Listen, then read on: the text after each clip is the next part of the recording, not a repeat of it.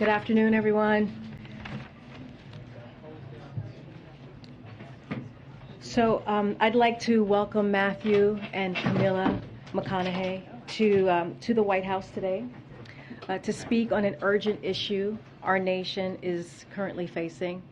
You may know Matthew as an actor, but more importantly, he is a father, a native of Ulvalde, Texas, and a gun owner. He is here today to use his platform to call on leaders to take bipartisan action to end the senseless killing and pass reasonable gun responsibility measures that we know will save lives. Just a few minutes ago, Matthew met briefly with the president to talk about the importance of taking action, keeping our communities safe. But without further ado, I would like to bring up Matthew. Thank you. Here we go. Thank you. Thank you. Thank you, Camilla. To make the loss of these lives matter. My wife and I, Camilla, we spent most of last week on the ground with the families in Uvalde, Texas. We shared stories, tears, and memories. The common thread, independent of the anger and the confusion and the sadness, it was the same. How can these families continue to honor these deaths by keeping the dreams of these children and teachers alive?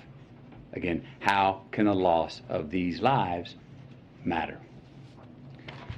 So while we honor and acknowledge the victims, we need to recognize that this time, it seems that something is different. There is a sense that perhaps there's a viable path forward. Responsible parties in this debate seem to at least be committed to sitting down and having a real conversation about a new and improved path forward. A path that can bring us closer together and make us safer as a country. A path that can actually get something done this time. Camilla and I came here to share my stories from my hometown, Uvalde. We came here to take meetings with elected officials on both sides of the aisle. We came here to speak to them, to speak with them, and to urge them to speak with each other. To remind and inspire them that the American people will continue to drive forward the mission of keeping our children safe, because it's more than our right to do so, it's our responsibility to do so. I'm here today in the hopes of applying what energy, reason, and passion that I have into trying to turn this moment into a reality. Because as I said, this moment is different. We are in a window of opportunity right now that we have not been in before. A window where it seems like real change can happen. Uvalde, Texas is where I was born. It's where my mom taught kindergarten less than a mile from Robb Elementary. Uvalde is where I learned to master a Daisy BB gun. That took 2 years before I graduated to a .410 shotgun. Uvalde is where I was taught to revere the power and the capability of the tool that we call a gun. Uvalde is where I learned responsible gun ownership. Now, Uvalde called me on May 24th when I learned the news of this devastating tragedy. I had been out of cellular range, working in the studio all day when I emerged, and messages about a mass shooting in the town I was born in began flooding my inbox. In a bit of shock, I drove home, hugged my children a bit tighter and longer than the night before, and then the reality of what had happened that day in the town I was born in set in. So the next morning, Camilla, myself, and the kids, we loaded up the truck and we drove to Uvalde. And when we arrived a few hours later, I got to tell you, even from the inside of our vehicle, you could feel the shock in the town. You could feel the pain, the denial, the disillusion, anger, blame, sadness, loss of lives, dreams halted. We saw ministries, we saw first responders, counselors, cooks, families trying to grieve without it being on the front page news. We met with the local funeral director and countless morticians who who hadn't slept since the massacre the day before, because they'd been working 24/7 trying to handle so many bodies at once, so many little innocent bodies who had their entire lives still yet to live. Now it is there that we met two of the grieving parents, Ryan and Jessica Ramirez.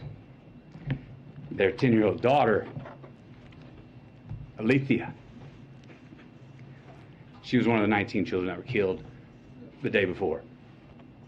Now, Alethea, her dream was to go to art school in Paris and one day share her art with the world.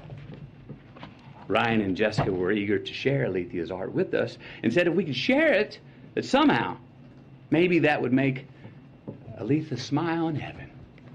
They told us that showing someone else Alethea's art would in some way keep her alive. Now, this particular drawing is a self-portrait, all right, of Alethea drawing with her friend in heaven looking down on her, drawing the very same picture. Her mother said of this drawing, she said, you know, we never really talked to her about heaven before, but somehow she knew. Alethea was 10 years old. Her father, Ryan, this man was steady. He was uncommonly together and calm. When a frazzled friend of his came up and said, how are you so calm? I'd be going crazy. Ryan told him, he said, no, you wouldn't. No, you wouldn't. You'd be strong for your wife and kids, because if they see you go crazy, that will not help them. Just a week prior, Ryan got a full-time line job, stringing power lines from pole to pole. And every day since landing that well-paying full-time job, he reminded his daughter Alethea, he said, girl, Daddy gonna spoil you now. Told her every single night. He said, Daddy's gonna take you to SeaWorld one day.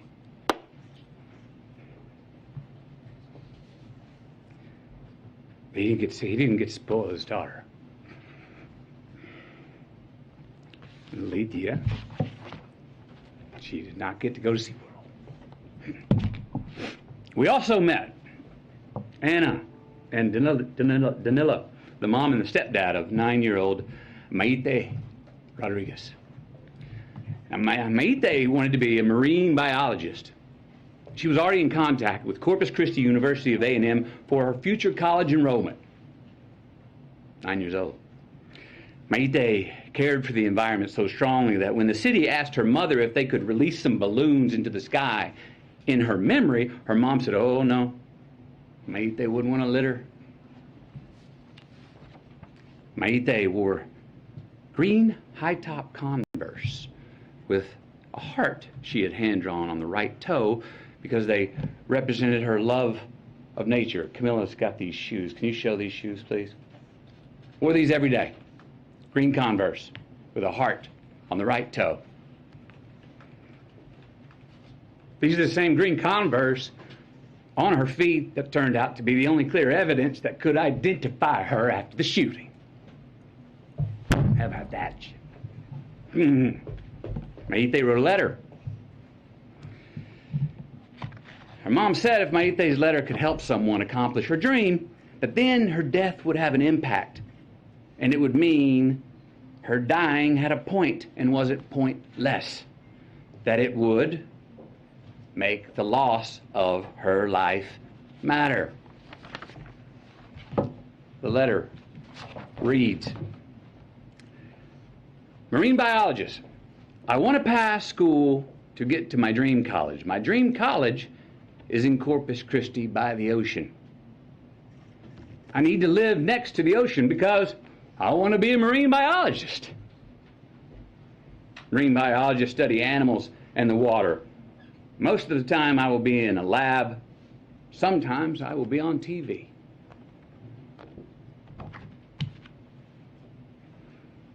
Then there was Ellie Garcia, a 10-year-old, and her parents, Stephen and Jennifer. Ellie loved to dance and she loved church. She even knew how to drive tractors and was already working with her dad and her uncle mowing yards. Ellie was always giving of her gifts, her time, even half-eaten food on her plate, they said. Said around the house, we called her the Great Regifter. Smiling through tears, her family told us how Ellie loved to embrace. Said she was the biggest hugger in the family. Now, Ellie was born Catholic, but had been going to Baptist church with her uncle for the last couple of years. Her mom and dad were proud of her because they said she was learning to love God no matter where.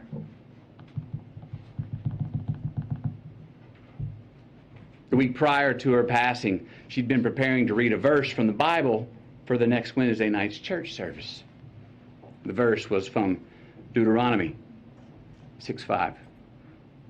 And thou shalt love the Lord thy God with all thy heart, with all thy soul, and with all thy might. That's who Ellie was becoming. But she never got to read it. Service on that Wednesday night. Then there was a fairy tale love story of a teacher named Irma and her husband Joe. What a great family this was. This was an amazing family. Camilla and I, we sat with about 20 of their family members in their living room, along with their 4 kids. Kids were 23, 19, 15, and 13. They shared all these stories about how Irma and Joe served the community and would host all these parties, and how Irma and Joe were planning on getting a food truck together when they soon retired. They were humble, hard-working people. Irma was a teacher who her family said went above and beyond and just couldn't say no to any kind of teaching. Joe had been commuting to and from work 70 miles away in Del Rio for years. Together they were the glue of the family. Both worked overtime to support their 4 kids. Irma even worked every summer when school was out. The money she had made 2 summers ago paid to paint the front of the house.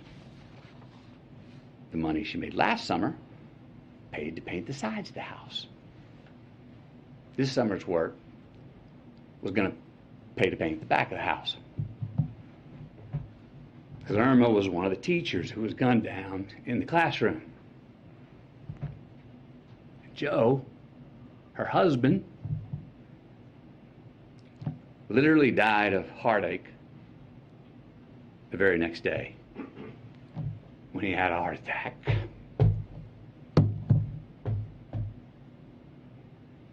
They never got to paint the back of their house. They never got to retire. And they never got to get that food truck together. We also met a cosmetologist. She was well-versed in mortuary makeup. That's the task of making the victims appear as peaceful and natural as possible for their open casket viewings. These bodies were very different. They needed much more than makeup to be presentable. They needed extensive restoration. Why? Due to the exceptionally large exit wounds of an AR-15 rifle. Most of the body so mutilated that only DNA test or green Converse could identify them. Many children were left not only dead but hollow. So yes, counselors are going to be needed in Ulvalde for a long time. Counselors are needed in all these places where these mass shooters have been for a long time. I was told by many that it takes a good year before people even understand what to do next. And even then, when they become secure enough to take the first step forward, a lifetime is not going to heal those wounds. But again, you know what every one of these parents wanted, what they asked us for? What every parent separately expressed in their own way to Camilla and me? That they want their children's dreams to live on. That they want their children's dreams to continue to accomplish something after they are gone. They want to make their loss of life matter. Look, we heard from so many people, right? Families of the deceased, mothers, fathers, sisters, brothers, Texas Rangers, hunters, Border Patrol, and responsible gun owners who won't give up their Second Amendment right to bear arms. And you know what they all said? We want secure and safe schools, and we want gun laws that won't make it so easy for the bad guys to get these damn guns. So, we know it's on the table. We need to invest in mental health care.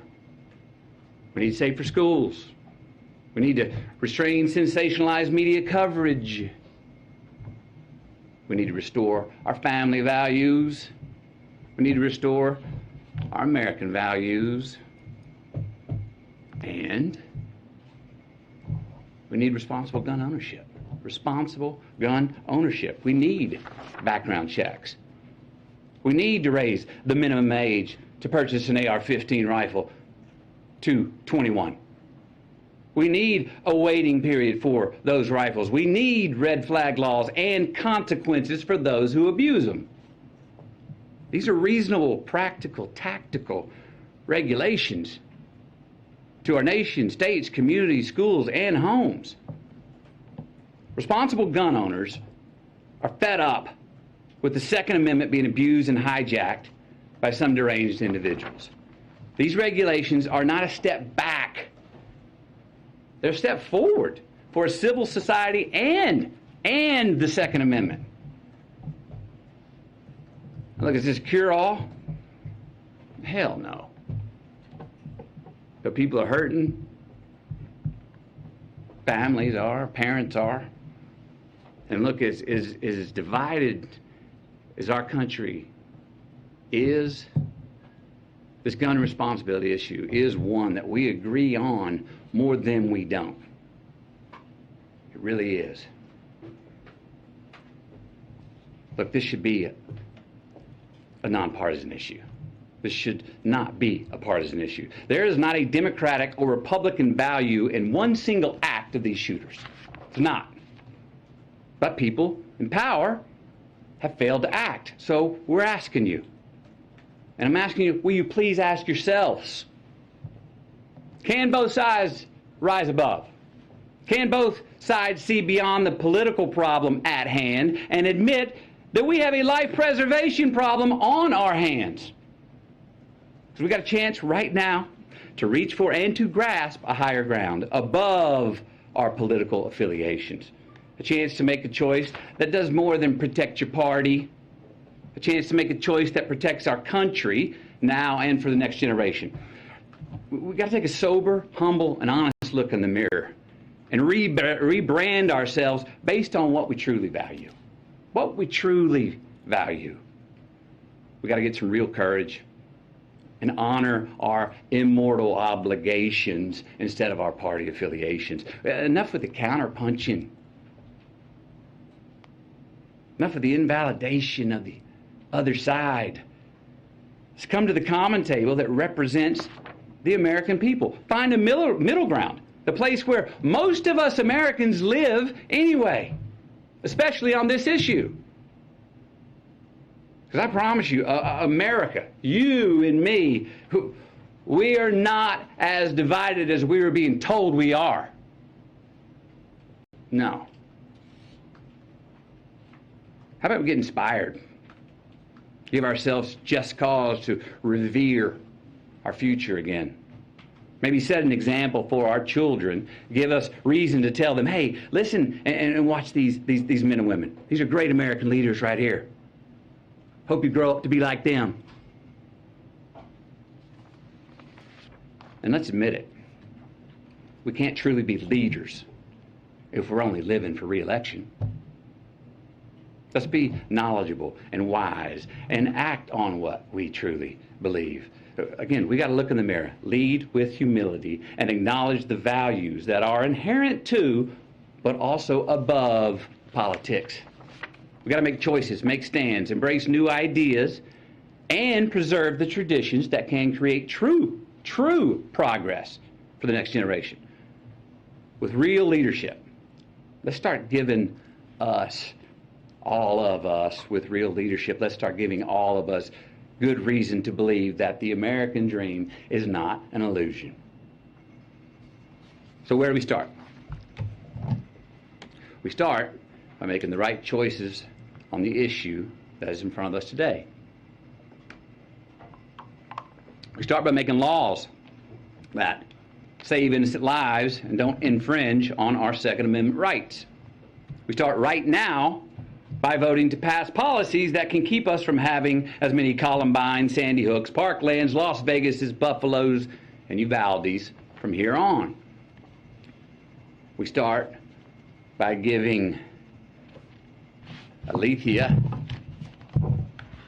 a chance to be spoiled by her dad.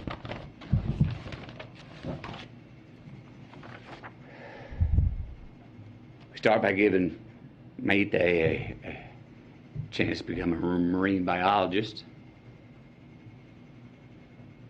We start by giving Ellie a chance to read her Bible verse at the Wednesday night service. We start by giving Irma and Joe a chance to finish painting their house. Maybe retire, get that food truck. We start by giving McKenna, Layla, Miranda, Nevaeh, Jose, Javier, Tess, Rogelio, Eliana, Annabelle, Jackie, Azuya, JC, Jayla, Ava, Amory, and Lexi. We start by giving all of them our promise that their dreams are not going to be forgotten. We start by making the loss of these lives matter.